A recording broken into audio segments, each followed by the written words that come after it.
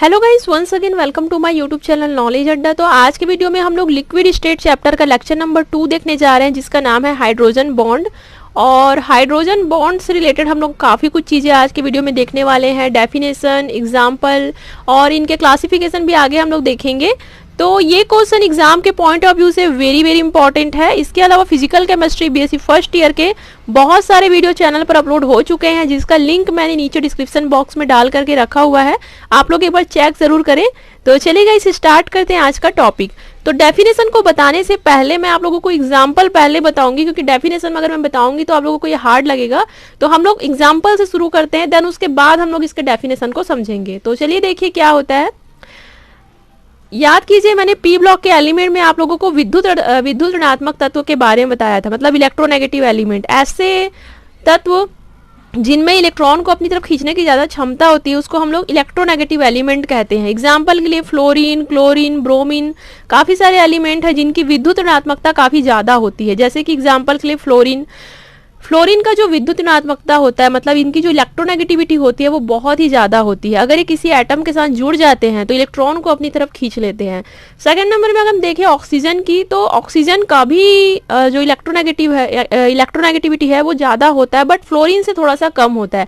बात करें नाइट्रोजन का, तो नाइट्रोजन की जो इलेक्ट्रोनेगेटिविटी पावर होती है वो ऑक्सीजन से थोड़ा कम होता है। मतलब कहने का मतलब है, ऐसे बहुत सारे एटम्स हैं हमारे ब्लॉक में, मतलब जो भी पीरियोडिक टेबल है जिसमें उसमें काफ़ी सारे एलिमेंट हैं जिनकी इलेक्ट्रोनेगेटिविटी काफ़ी ज़्यादा होती है। तो यहाँ पर इस चीज़ को समझना बहुत ज़रूरी है कि इलेक्ट्रोनेगेटिव एलिमेंट क्या क्या होते हैं। तो यहाँ पे हम लोगों ने फ्लोरीन, ऑक्सीजन, नाइट्रोजन को जस्ट एक एग्जांपल के लिए लिया हुआ है। अब देखिए, क्योंकि हम यहाँ पर हाइड्रोजन बॉन्ड के बारे में पढ़ने वाले हैं, तो हाइड्रोजन यहाँ पे इंक्लूड होगा। अब क्या होगा, मान लीजिए कोई हाइड्रोजन एटम इसमें से किसी एलिमेंट के साथ बॉन्ड बना लेते हैं। सपोज एग्जांपल लीजिए फ्लोरीन के साथ, है ना। फ्लोरीन के साथ हाइड्रोजन मान लो बॉन्ड बना करके HF मॉलिक्यूल बना लेते हैं। HF मॉलिक्यूल आप लोगों ने सुना हुआ है ना। तो HF मॉलिक्यूल यहाँ पर बना हुआ है हाइड्रोजन, जो कि एक मोर इलेक्ट्रोनेगेटिव एलिमेंट के साथ बॉन्ड बना करके जुड़ा हुआ है। अब ऐसे कंडीशन में क्या होगा, तो देखिए इस सिचुएशन में क्या होगा, क्योंकि फ्लोरीन जो होता है वो उच्च ऋण विद्युतीय तत्व होता है, तो ये क्या करेंगे, बॉन्ड के इलेक्ट्रॉनों को अपनी तरफ खींचने की ज़्यादा क्षमता रखेंगे, इलेक्ट्रॉनों को अपनी तरफ ही आकर्षित कर लेते हैं, जिसके कारण फ्लोरीन में पार्शियल निगेटिव चार्ज आ जाता है, क्योंकि हाइड्रोजन के पास इलेक्ट्रॉनों की संख्या कम हो जाती है। क्योंकि यहाँ पे इसके साथ क्या जुड़ा हुआ है, इलेक्ट्रोनेगेटिव एलिमेंट जुड़ा हुआ है। इलेक्ट्रॉनों को ये अपनी तरफ खींच लेते हैं, हाइड्रोजन के पास इलेक्ट्रॉन की कमी पड़ जाती है, इस पर पार्शियल पॉजिटिव चार्ज आ जाता है।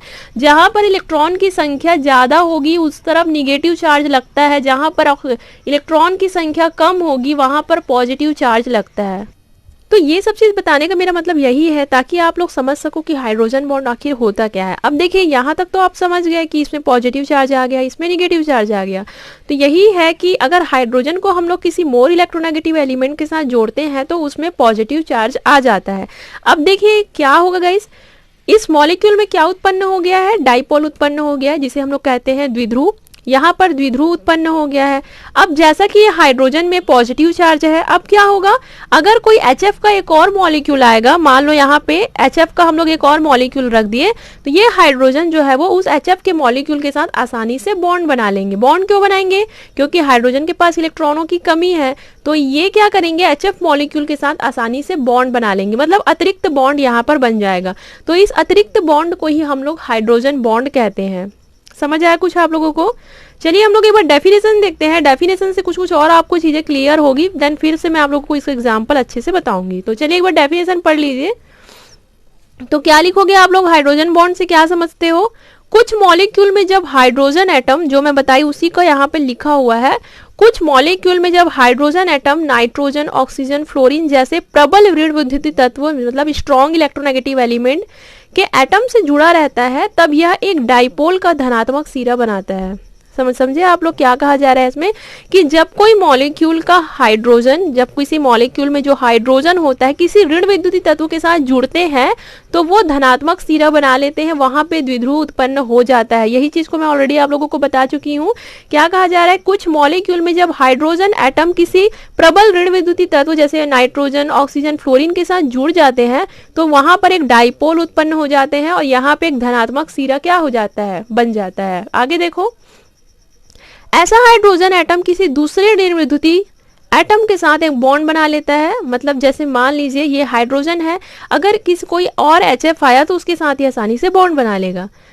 मतलब किसी दूसरे ऋण विद्युतीय एटम के साथ क्या कर लेते हैं, बॉन्ड बना लेते हैं, अथवा बनाने की क्षमता उत्पन्न कर लेते हैं। इस अतिरिक्त बॉन्ड को हाइड्रोजन बॉन्ड कहते हैं। आगे मैं आप लोगों को जब और इसका एग्जांपल बताऊंगी तो वहाँ पे आप लोगों को और अच्छे समझ में आएगा। जब हम लोग इसका टाइप्स वगैरह देखेंगे तब आप लोगों को वहाँ पे क्लियरली मैं दिखाऊंगी कि हाइड्रोजन बॉन्ड आखिर होता क्या है। तो इतना आप लोगों को समझ आया गाइस।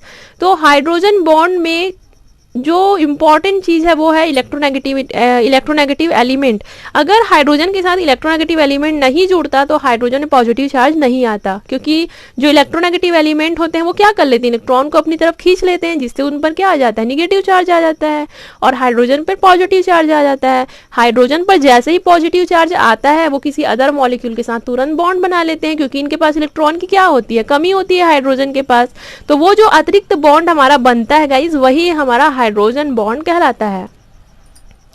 अब देखो कुछ कुछ पॉइंट और लिखा हुआ है मैंने। Hydrogen bond very weak bond होते हैं, मतलब बहुत ही कमजोर बॉन्ड होते हैं। जो हाइड्रोजन बॉन्ड बनता है वो आसानी से ब्रेक हो जाते हैं, आसानी से टूट जाते हैं। यह हाइड्रोजन एटम HF के दूसरे मॉलिक्यूल के साथ अतिरिक्त बॉन्ड बना लेता है। तो कुछ कुछ क्लियर हुआ आप लोगों को हाइड्रोजन बॉन्ड से रिलेटेड। अब चलिए गाइस हम लोग इसके क्या देखने वाले हैं, क्लासिफिकेशन देखने वाले हैं। अगर आपके बुक में मान लो क्लासिफिकेशन नहीं दिया होगा फिर भी देख लो इसको, क्योंकि बहुत ही इजी है गाइस, कुछ भी नहीं है इसके क्लासिफिकेशन में। क्लासिफिकेशन मैं इसलिए बता रही हूँ आप लोगों को ताकि आप लोग हाइड्रोजन बॉन्ड को थोड़ा सा अच्छे से समझ सको। देखिए हाइड्रोजन बॉन्ड को दो भागों में बांटा गया है। पहला इंटरमॉलिक्यूलर मतलब अंतराणुक हाइड्रोजन बॉन्ड, और दूसरा इंट्रामॉलिक्यूलर या अंतःअणुक हाइड्रोजन बॉन्ड। तो पहला हम लोग देखते हैं इंटरमॉलिक्यूलर हाइड्रोजन बॉन्ड, या फिर इसको हिंदी में भी आप लोग लिख सकते हो अंतराणुक हाइड्रोजन बॉन्ड। जब मॉलिक्यूल एक दूसरे से हाइड्रोजन बॉन्ड से जुड़ी होती है तो इसे इंटरमॉलिक्यूलर बॉन्ड कहते हैं। Example H2O। अब देखिए यहाँ पे H2O का मॉलिक्यूल है। अब यहाँ पे एक और H2O का मॉलिक्यूल है। मैंने क्या बताया था कि हाइड्रोजन में जब पॉजिटिव चार्ज आते हैं, क्योंकि देखिए यहाँ पर भी हाइड्रोजन मोर इलेक्ट्रोनेगेटिविटी वाले एलिमेंट के साथ ऑक्सीजन के साथ जुड़ा हुआ है, तो हाइड्रोजन में क्या आ गया होगा, पॉजिटिव चार्ज।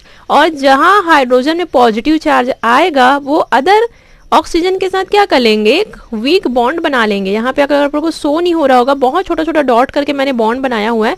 मैंने इसे पूरा अच्छे से नहीं बनाया हूँ क्योंकि ये जो बॉन्ड होते हैं वेरी वीक बॉन्ड होते हैं, इसलिए हम लोग इसे डॉट डॉट डॉट करके ही बनाएंगे। तो ये जो आपका बॉन्ड बनता है वही आपका हाइड्रोजन बॉन्ड कहलाता है, जो कि वाटर के मॉलिक्यूल में पाया जाता है, क्योंकि हम लोग यहाँ पे लिक्विड अवस्था के बारे में पढ़ रहे हैं। समझ आ गया आप लोगों को इंटरमॉलिक्यूलर बॉन्ड। अब देखिए इंट्रामॉलिक्यूलर बॉन्ड क्या होता है, H bond, intramolecular H bond, या फिर हिंदी में आप लोग इसे अंतःअणुक हाइड्रोजन बॉन्ड भी लिख सकते हो। जब किसी मॉलिक्यूल में ही दो एटम के मध्य हाइड्रोजन बॉन्ड बनता है तो इसे इंट्रामॉलिक्यूलर कहते हैं। अब देखो अंतःअणुक में क्या होगा, हमारे पास जैसे एग्जाम्पल के लिए कोई मॉलिक्यूल है, एग्जाम्पल के लिए ओ नाइट्रोफिनॉल है, ये पूरा एक मॉलिक्यूल है ओ नाइट्रोफिनॉल। अब क्या कहा जा रहा है, इंट्रामॉलिक्यूलर, मतलब मॉलिक्यूल के अंदर में अगर हमको हाइड्रोजन बॉन्ड दिखता है। देखो यहाँ पर ये पूरा फॉर्मूला तो थोड़ा याद करना पड़ेगा। यहाँ पे एक मॉलिक्यूल है ओ नाइट्रोफिनॉल, और मॉलिक्यूल के अंदर ये छोटे छोटे एटम, देखिए हाइड्रोजन एटम, ऑक्सीजन एटम। अब हाइड्रोजन और ऑक्सीजन के बीच क्या बना है, एक वीक बॉन्ड बना है, इसे हम लोग हाइड्रोजन बॉन्ड कहते हैं। ये आपका इंट्रामॉलिक्यूलर कहलाता है। ध्यान देना दोनों में फर्क क्या है, दोनों में अंतर क्या है वो आप लोग देखो। यहाँ पर जो हाइड्रोजन बॉन्ड बन रहा है वो किसी मॉलिक्यूल के बीच में बन रहा है, hydrogen molecule hydrogen molecule hydrogen molecule के बीच बॉन्ड बन रहा है। यहाँ पर जो आपका बॉन्ड बन रहा है हाइड्रोजन बॉन्ड, वो किसी मॉलिक्यूल के अंदर किसी एटम में बन रहा है। तो दोनों में फर्क समझ आया आप लोगों को, तो लिख लोगे गाइस हाइड्रोजन बॉन्ड, बहुत इजी है। आई होप आप लोगों को आज का वीडियो समझ आया होगा। वीडियो समझ आता है कि नहीं आप लोगों को कमेंट करके मुझे ज़रूर बताया कीजिए गाइस, ताकि मैं और कुछ अपने में चेंजेस कर सकूं नोट्स वगैरह में समझाने के तरीके में। तो आई होप यू गाइस आज का टॉपिक भी आपको क्लियर हुआ होगा, and thank you so much for watching.